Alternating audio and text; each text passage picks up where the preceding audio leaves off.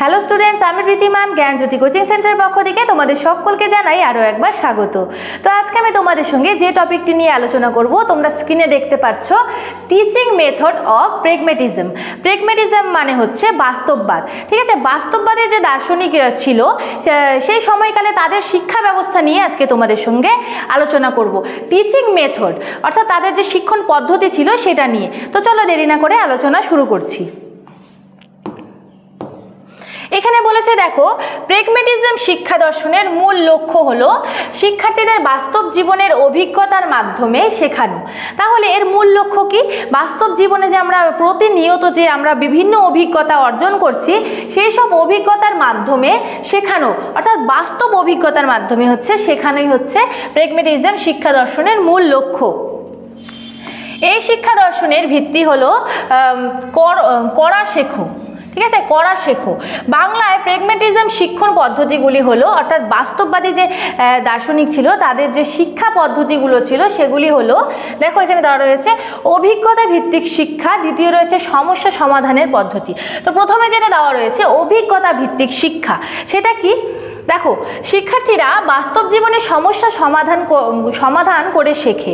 তারা যদি সমস্যা সমাধান করতে না পারে তাহলে কিন্তু তারা কিছু শিখতে পারবে না।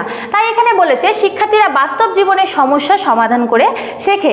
ঠিক আছে, এরপরে দেখো, বই পুস্তকের পাশাপাশি পরিবেশ ও পরিস্থিতি থেকে শিক্ষা নেওয়ার ওপর গুরুত্ব দেওয়া হয়। তাহলে যে বাস্তববাদী রয়েছে তারা কি মনে করতো, যে বই পুস্তকের পাশাপাশি পরিবেশ ও পরিস্থিতি থেকে শিক্ষা নেওয়া।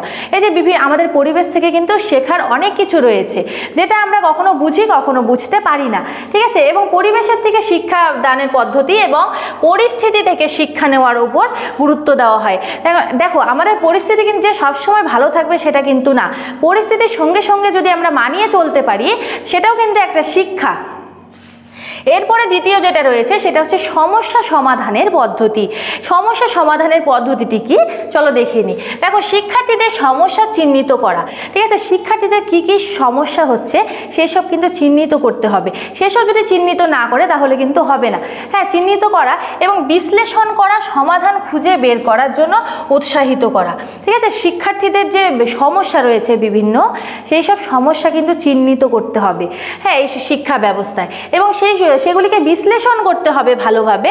বিশ্লেষণ করার পর এই যে সমস্যা রয়েছে শিক্ষার্থীদের, সমস্যার কিন্তু সমাধান খুঁজে বের করতে হবে। এরপরে খুঁজে বের করার জন্য কিন্তু তাদের উৎসাহিত করতে হবে যাতে তারা তাদের জীবনের বিভিন্ন সমস্যার সমাধান করতে পারে। এরপরে যেটা রয়েছে, এটি তাদের চিন্তা ভাবনার ক্ষমতা ও বিশ্লেষণধর্মী দৃষ্টিভঙ্গি গড়ে তোলে।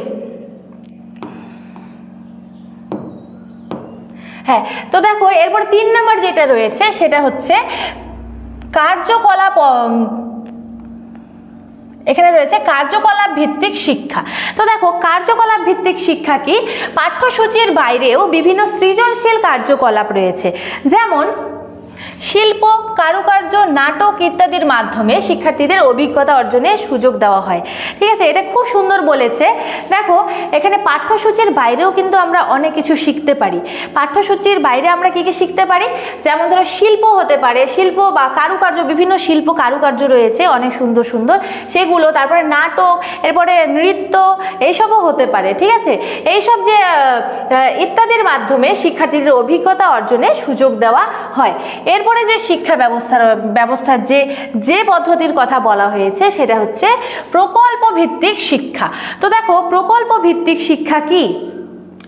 বাস্তববাদীদের মতে শিক্ষার্থীরা দলগতভাবে প্রকল্প সম্পাদন করে বাস্তব অভিজ্ঞতা অর্জন করে। হ্যাঁ, দেখো, দলগত যে প্রকল্প রয়েছে সে দলগতভাবে প্রকল্প সম্পাদন করে বাস্তব অভিজ্ঞতা অর্জন করে।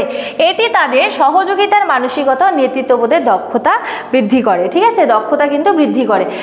তারা যদি একতা হয়ে কাজ করে, একা কিন্তু সবসময় সব কাজ হয় না, তাই তখন যদি তারা দলগতভাবে বা দলবদ্ধ হয়ে কাজ করে তাহলে কিন্তু অনেক কিছু শিখতে পারবে এবং তাদের সহযোগিতার যে মানসিকতা সেটাও কিন্তু ধীরে ধীরে বৃদ্ধি পাবে।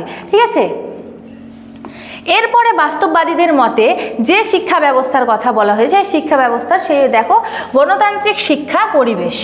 গণতান্ত্রিক শিক্ষা পরিবেশ কি? দেখো, শিক্ষার্থীদের মতামত ও চিন্তাধারাকে গুরুত্ব দিয়ে একটি উন্মুক্ত শিক্ষার পরিবেশ সৃষ্টি করতে হবে।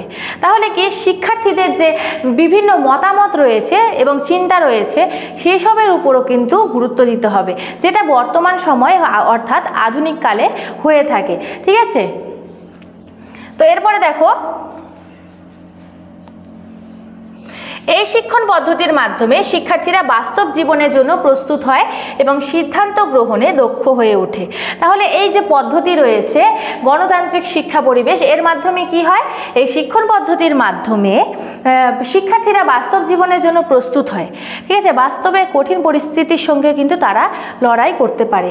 ঠিক আছে, এবং সিদ্ধান্ত গ্রহণে দক্ষ হয়ে ওঠে। তারা বিভিন্ন বিষয়ে সিদ্ধান্ত গ্রহণের জন্য মানে দক্ষ হয়ে ওঠে, অর্থাৎ সঠিক সিদ্ধান্ত কিন্তু নিতে পারে। তো আজকে আমি যেটা আলোচনা করলাম, আলোচনার বিষয় আমার এতটুকুনি ছিল। ভিডিওটি শেষ করার আগে তোমাদের ছোট্ট একটা ইনফরমেশন দিতে চাই। তোমরা যদি জ্ঞানজ্যোতি কোচিং সেন্টারে অনলাইনে যুক্ত হতে চাও, তাহলে দেখো স্ক্রিনে দুটো নাম্বার দেখতে পাচ্ছ, 6295916282 এবং অপরটি হচ্ছে 7076398606।